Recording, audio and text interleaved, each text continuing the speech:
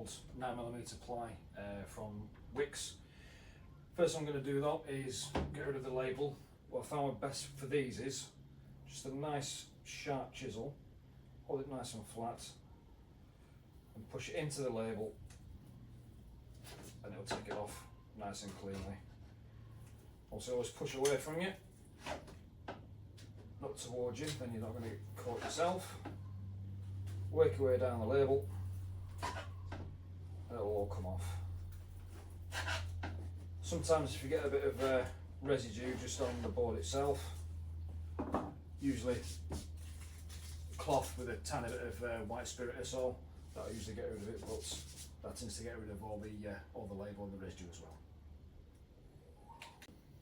well. Now it's all cleaned up and nice, I am using the same plywood for the sides of the baseboards as well. I'm not using timber. So I just need to rip this board into strips. They're all going to be 10 centimetres wide.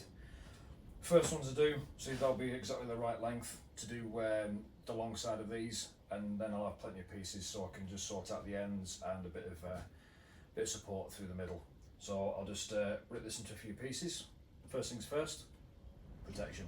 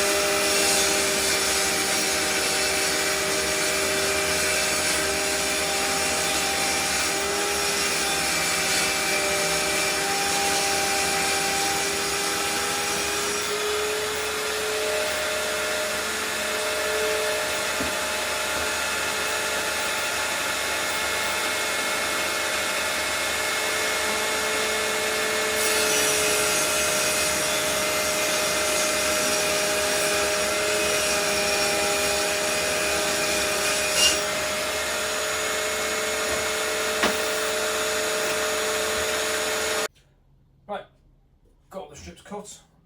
Just cleaned off the edges with a sanding block just to get rid of any sharp bits and splinters.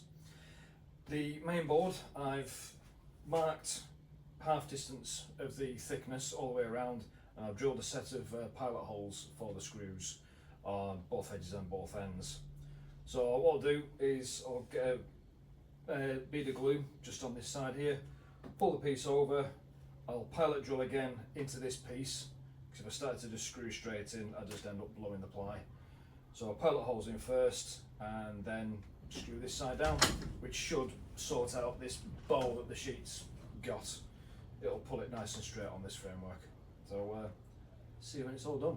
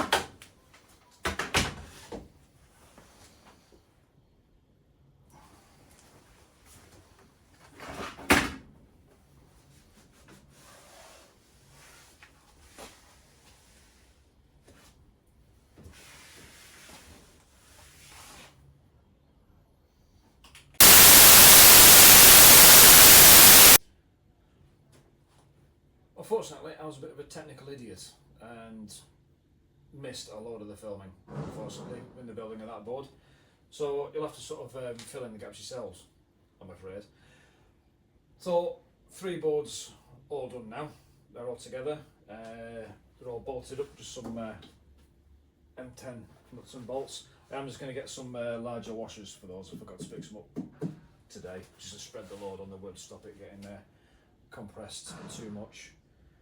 But I'll just let the glue dry completely on those, and then we'll have a look at putting some track down.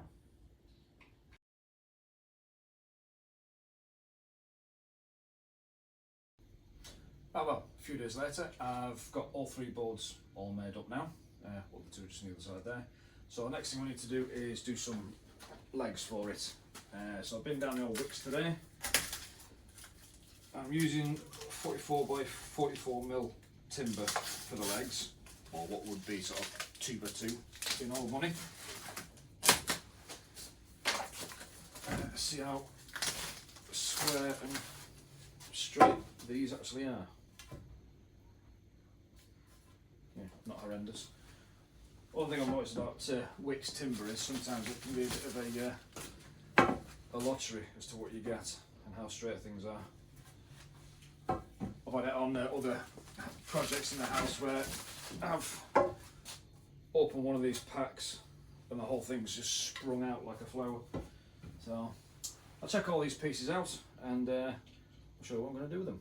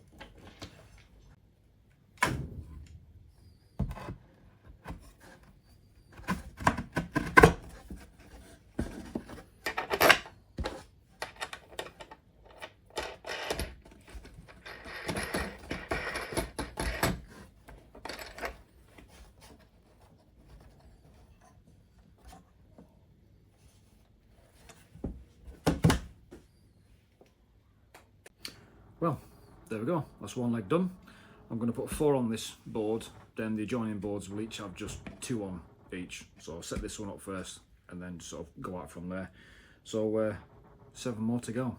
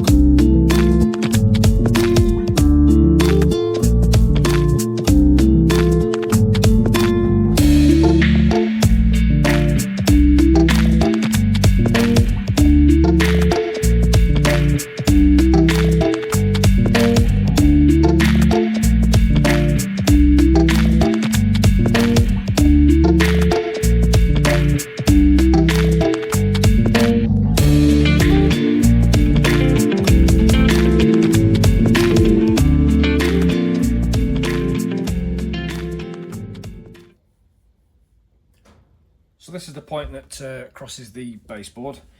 Now, obviously it's not ideal to have a point crossing a join, but just with what I'm doing here, I couldn't really avoid it. But what I could do was make sure that the baseboard join fell in a sort of in the easiest place across the points. So what I've done is, before I glued it all down, I just pinned the point back into place where it was. 'Cause I'd pinned it all previously, and I'd marked all the holes once I took it all back up when I was doing the legs. So I could always put everything straight back where it was before, so I knew it wouldn't have shifted anywhere. Pinned it back in, marked off the sleepers that I knew I needed to take off, and I put a little bit of super glue just on the other sleepers outside of that, so I knew that they wouldn't shift around, particularly these end pieces here. Trimmed off what I needed to, and where all the rails cross the joins, using the old sort of screw method, put some screws in underneath and have the rails nice and close. We'll solder them on, and then when we're ready we'll just chop across all the rails to split the boards apart. All this sort of track work here, it doesn't really matter that I'm missing all this sleeper work or these big screws are there, because it's going to be a harbour and it's going to be like a cobbled surface, so all this is pretty much going to be covered. I think probably using that air dry clay, something like that, sculpted to look like cobblestones. So all this is going to get covered anyway, so I'm not really bothered about how this looks underneath. It's going to disappear anyhow. So fitting the points, so I'm going to be using the Cobalt Classic Omegas point motors. So for that I've had to take the springs off the backs of the points. Okay, so just popping that little panel off, take the spring out, panel back on, and then it's not spring loaded anymore, so that allows the point motor to work nicely. I've trimmed the link wires on the back as well. I'm yet to do this one, because I'll wire these up via the point motors, because I don't want these to be live all the time. And so that's about it for that point, I think. Moving on to the next point along. Like I said, I've marked all the holes for these pins, so I've just popped a little pin through on that end. I'll just pop that back onto the fish plates over there, and that pin just drops into place, and I know the point is where I need it to be. Got the frog wire there, so I know I need a hole beneath that, so I'll just mark that on the board. And also I need a slot under here for where the point motor rod's going to come through. So I'll just move the tie rod to its both extremes, both ways, and I'll mark that with a little hole. So now when I take that off, I know I need to drill a hole there for the frog wire, and I need to drill and slot out a hole there for the point motor.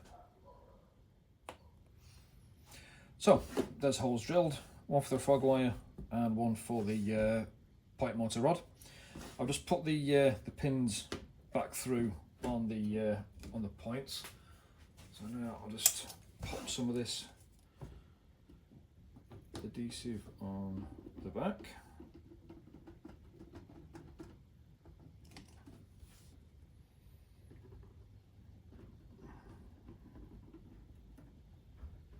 So it doesn't have to be brilliant, because all this will be eventually covered up anyway. So we'll get the frog wire in.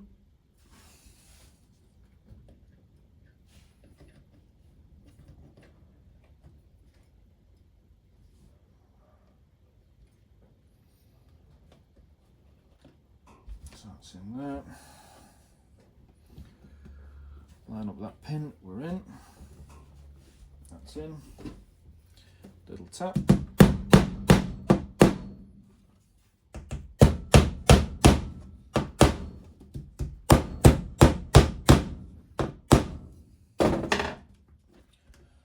Bit of a press down.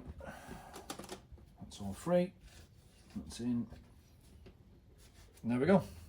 Point installed.